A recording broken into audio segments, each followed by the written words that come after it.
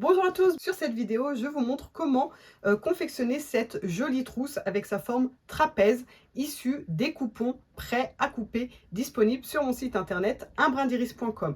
Il y a aussi d'autres imprimés disponibles pour cette même forme. C'est exactement la même chose pour la grosse et la petite trousse. Ici j'ai fait en sorte que vous puissiez monter votre trousse sans aucune finition avec biais. C'est-à-dire que la trousse est toute doublée. Alors bien entendu, il va falloir vous fournir un tissu pour la doublure, mais vous voyez qu'il n'y a aucune finition avec le biais. Tout est doublé sans voir aucune couture. Voilà, c'est une suggestion de technique. Il y en a peut-être d'autres, dont la technique avec le biais. À vous de voir, mais j'espère que ce tuto vous aidera à monter ces jolies pièces uniques. Alors, pour la réalisation de ce modèle de trousse, on va tout simplement donc couper sur les petits pointillés ici. Et j'ai ici thermocollé mon coupon avec du thermocollant H250. J'ai besoin d'un coupon de tissu de taille similaire dans ma doublure. Et ce que je vais faire ici, c'est plier ma trousse principale, plier mon coupon ici et je vais découper la même forme de ma trousse en rajoutant 1 cm ici sur le bas. Donc je coupe au même niveau que mes pointillés et 1 cm ici en plus. Pour la doublure, on va la laisser de côté et le coupon ici, on va le positionner sur notre ouatine. Alors on peut épingler tout autour et on va juste passer une couture de maintien tout autour dans la marge de valeur de couture. Et ensuite, on va couper toute la ouate qui dépasse. Et si on veut, c'est le moment de faire un matelassage. Et si vous êtes intéressé par la technique de matelassage au scotch de masquage, je mets le lien du tutoriel juste ici en haut à droite.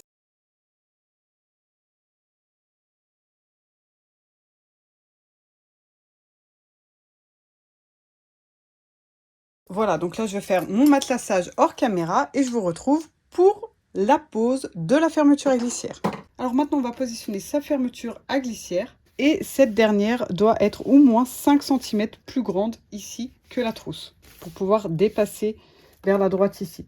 Donc je vais l'épingler bien bord à bord ici avec ma trousse sur le haut, endroit sur endroit. Attention ici de se mettre bien 1 cm à l'intérieur pour pas piquer ensuite sur la petite partie métallique. Je change le pied de biche pour le pied de biche à fermeture à glissière et je pique tout le long ici.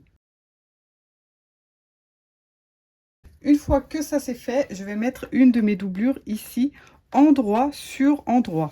Je peux fixer et je vais repiquer exactement au même endroit. Donc pour cela, on peut retourner son ouvrage et piquer de ce côté, étant donné qu'on a déjà la couture précédente, on n'a plus qu'à repiquer par-dessus. Ensuite, je rabats la doublure vers l'intérieur. Et là, je vais passer au fer à repasser pour bien avoir ma doublure d'un côté et mon tissu principal de l'autre. On repasse bien et ensuite je vais faire une surpiqûre ici pour éviter que la doublure ne remonte vers la fermeture à glissière. Voici ce que l'on obtient et maintenant je vais faire la même chose de l'autre côté. Je plie mon tissu extérieur et là je vais bien faire correspondre mes deux tissus face à face de ce côté et face à face de l'autre. Il faut bien être en face et pas qu'il y ait un décalage comme ceci. J'épingle, je pique et ensuite de ce côté ici, je vais positionner ma doublure, toujours endroit sur endroit. Je rabats comme j'ai fait tout à l'heure et je fais une surpiqûre exactement comme j'ai fait tout à l'heure. Donc là, je vais le faire hors caméra parce que c'est exactement les étapes qu'on vient de faire, mais de l'autre côté. J'espère que toutes mes instructions sont claires et que vous allez réussir vous aussi très facilement à réaliser vos petites trousses et grandes trousses trapèzes. Un petit like, un commentaire, c'est toujours agréable d'avoir vos retours. Et si vous n'êtes pas encore abonné à la chaîne, faites-le vite en cliquant sur le bouton rouge s'abonner et aussi sur la petite cloche pour vous maintenir informé de la sortie des prochains tutos. On se retrouve pour la suite et fin du tutoriel. Voilà, donc là, j'ai bien mes deux côtés principaux avec la doublure à l'intérieur. Maintenant, je vais mettre doublure sur doublure ici et je vais piquer le fond en prenant bien soin de laisser une grande ouverture ici au milieu. Ensuite, je vais rentrer mon curseur ici à l'intérieur de la trousse, mais la trousse doit rester ouverte. Je ne la ferme pas jusqu'au bout. Ensuite, je vais me mettre ici tissu principal sur tissu principal. Au niveau du fond ici, on fait correspondre les deux, bien face à face. Alors, je peux couper tout ce qui dépasse ici pour être bien droite. Attention, ici, je ne vais pas piquer sur la doublure.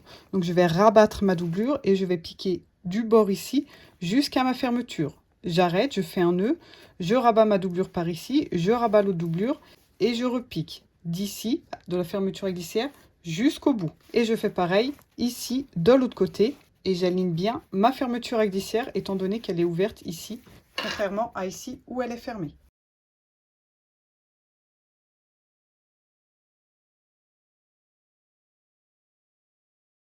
Ensuite, je vais faire la même chose, mais du côté doublure. Donc, je me retourne de sens, et là, je vais assembler ma doublure avec ma doublure, sans prendre la partie du tissu extérieur déjà matelassé. Donc, je pique du bord jusqu'à la fermeture à glissière, je fais un nœud, je rabats, et je pique l'autre côté. Je m'approche le plus près possible, ça va coincer au bout d'un moment, c'est pas grave, c'est normal. Donc là, je m'arrête, je vais de l'autre côté, doublure sur doublure, et bien bord à bord. Donc on voit bien que là on a un problème parce que c'est pas fermé. Maintenant que j'ai bien cousu les bords séparément, je vais pouvoir prendre toutes mes matières ensemble et piquer ici au milieu. Toutes les matières ensemble. Donc on peut commencer là où on s'était arrêté, hein, repiquer un peu par-dessus, un petit nœud et aller jusqu'au bout. On rejoint l'autre côté. Et si on prend notre petite ouverture ici à l'intérieur et qu'on retourne, on voit bien qu'on a une finition nickel sur l'extérieur et aussi ici à l'intérieur sans avoir à mettre de biais. Donc je vais faire exactement pareil ici, coudre ma doublure séparément et puis coudre toutes mes matières en même temps à l'endroit où ça n'a pas été cousu au début. Ensuite, on va plier ici de façon à refermer les petites bouches qui se forment ici. On ouvre bien notre couture ici. Il faut qu'on ait bien des pointes de chaque côté. Et on va piquer nos tissus bien bord à bord et on pique à un bon centimètre. Sur le gros modèle, j'ai remarqué qu'il fallait piquer à un peu plus d'1 centimètre pour éviter d'avoir les bandes blanches ici de la valeur de couture. Et là encore une fois, on peut retourner juste pour voir si ça a bien fonctionné et si on n'a pas de bandes blanches. Si tout se passe bien, on passe chacun son tour aux autres endroits. Donc j'ai les 4 côtés en tissu extérieur ici. Et ensuite, je fais la même chose avec la doublure ici. Donc 8 coins au total. Ensuite, on retourne tout ici par l'ouverture. On peut passer la main dans l'ouverture pour bien pousser dans ses angles. Et puis, on n'a plus qu'à refermer l'ouverture ici ou à la main avec un point invisible, et je vous mets un tutoriel juste ici en haut à droite, ou bien une petite surpiqûre à la machine. Et la trousse est terminée. Et voici les 2 tailles de trousse terminées, et ici un autre coupon avec la même forme, et peut-être dans le futur d'autres imprimés. J'espère que vous avez apprécié ce tutoriel. À bientôt!